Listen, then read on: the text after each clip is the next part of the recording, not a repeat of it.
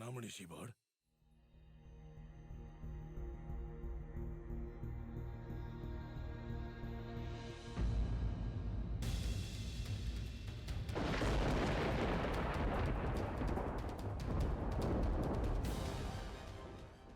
ঋষিবর, আমি চাই যে আমার পুত্র আর পুত্রবধূ আপনার সেবা করুক, যাতে ওদের জীবন সার্থক হয়।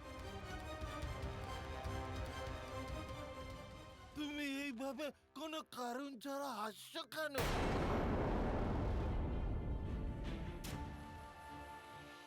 রাধা, এইভাবে হেসো না, তাতে ঋষিবরের অপমান হবে। অপমান তো হয়েই গেছে।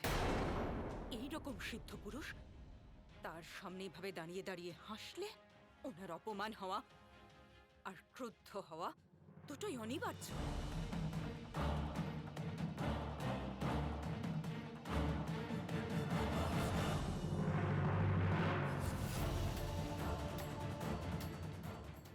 ঋষিবর,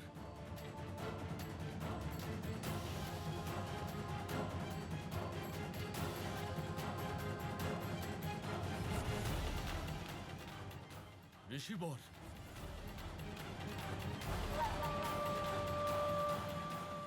ঋষিবর, ক্রোধান্বিত হবেন না। রাধাকে ক্ষমা করে দিন। রাধা তো বোকা, জ্ঞানহীন, আর জ্ঞানহীনের উপর রাগ করতে নেই, তাকে পথ দেখাতে হয়। অজ্ঞতা আর অহংকারের মধ্যে তফাৎ আছে বলো। তোমার স্ত্রী ইচ্ছে করে আমার অপমান করেছে, তুমি সেটাকে সরল বলছো। তাই আমার ক্রোধের বাঁধ ভেঙে যাওয়ার আগে, ওকে শাপ দেবার আগে তুমি ওকে বোঝাও। ক্রোধের কারণেই তো মানুষ নিজের বিবেক হারিয়ে ফেলে ঋষিবর, আর আপনি আপনার বিবেক হারিয়ে ফেলেন। ঠিক ততটাই আপনার ক্রোধ আমি বাড়িয়ে দেব। আমি হাত জোড় করে আপনার কাছে মিনতি করছি গুরুদেব, আপনি আপনার বিবেক হারাবেন না।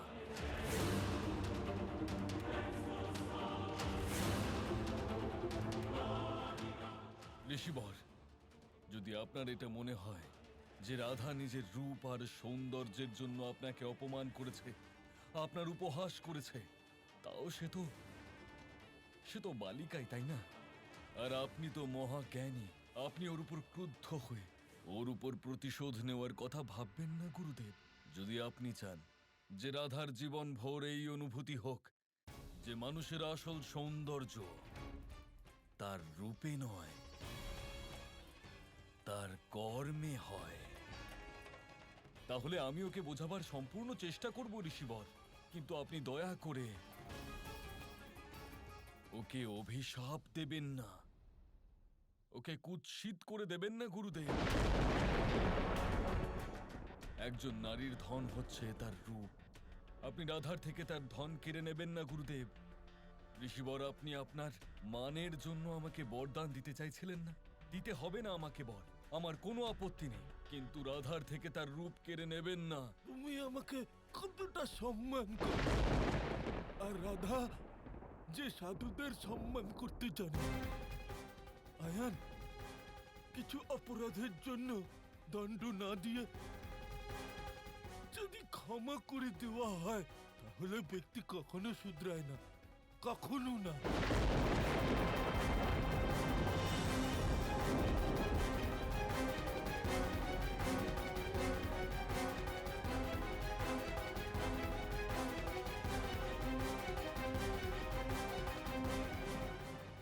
রাধা, আমাকে অপমান করেছো তুমি, আমার শরীরের অপমান করেছো তুমি।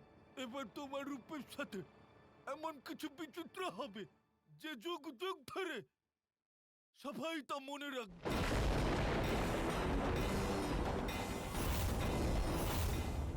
না ঋষিবর, না।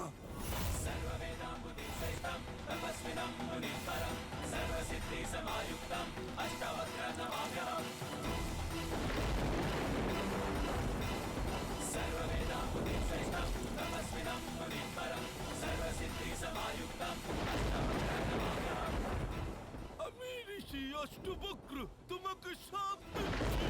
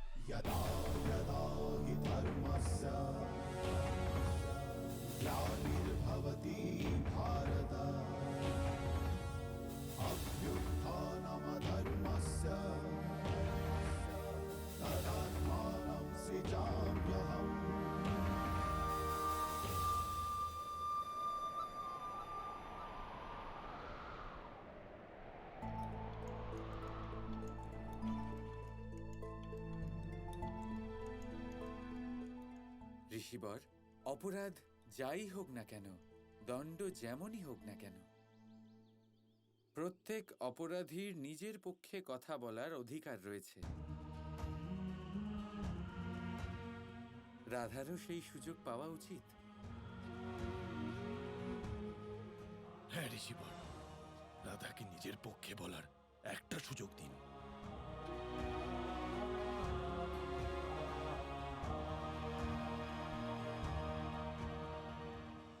রাধা, নিজের মনে যা আছে তা বলে দাও। ঋষিবর শুনছেন। ঋষিবর, প্রথমত আমি না চাইতেও যদি আপনি কোনো রকম দুঃখ পেয়ে থাকেন, তার জন্য আমি ক্ষমা প্রার্থী। ঋষিবর, আপনি কি দেখেছেন তার আগে এটা জেনে নিন যে আমার মনে কি অনুভূতি হয়েছে। আপনার মনে হয়েছে যে আমি আপনার কুরূপের উপহাস করেছি? না ঋষিবর, আমার মন আপনার ভেতরে একটা বড় জ্ঞানের সাগর দেখেছে, সন্তোষ আর ব্রহ্মজ্ঞানের আলো দেখেছে। কত সুন্দর চিত্র আপনার আত্মার, যা দেখে মন আনন্দে ভরে যায়। সেই আনন্দের জন্যই আমার মুখে সেই হাসির রেশ ছিল। এবার আপনি বলুন ঋষিবর, এতে ভুল কোথায়? যদি মনে আনন্দ হয় তাহলে মুখে হাসি আসা তো স্বাভাবিক প্রতিক্রিয়া। তাকে আটকানো তো আত্মাকে বন্দি করার সমান। বালিকা, তোমার যা বলার স্পষ্ট করে বলো। ঋষিবর, আপনি আপনার ভিতরে এমন একটা চিত্র বানিয়েছেন যা আপনার নিজের অপ্রিয়। তাই কেউ যদি আপনার সামনে আসে আর কোনো কারণে হেসে ফেলে, তখন আপনার অপমানিত লাগে।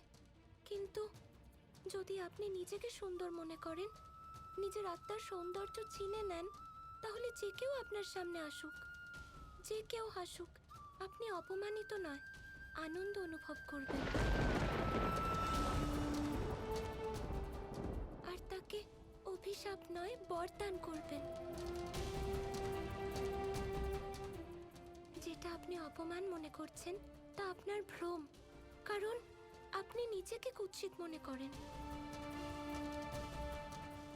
আর দ্বিতীয় কথা হচ্ছে যে আমাকে একজন বলেছে যে যদি আমি হাসি তাহলে আমাকে বেশি সুন্দর লাগে। আপনি বলুন ঋষিবর, প্রতিটা ব্যক্তিকে হাসলে বেশি সুন্দর লাগে, তাই না? ব্রহ্মাণ্ডের আধার হচ্ছে বেদের জ্ঞান, যা জীবনের সৌন্দর্যের প্রতীক। যাকে আমরা ঈশ্বর বলি, পরমেশ্বর বলি, তার তো কোনো রূপই নেই। তাও তাকে আমরা অতি সুন্দর বলি, কারণ তার পরম হৃদয় সুন্দর।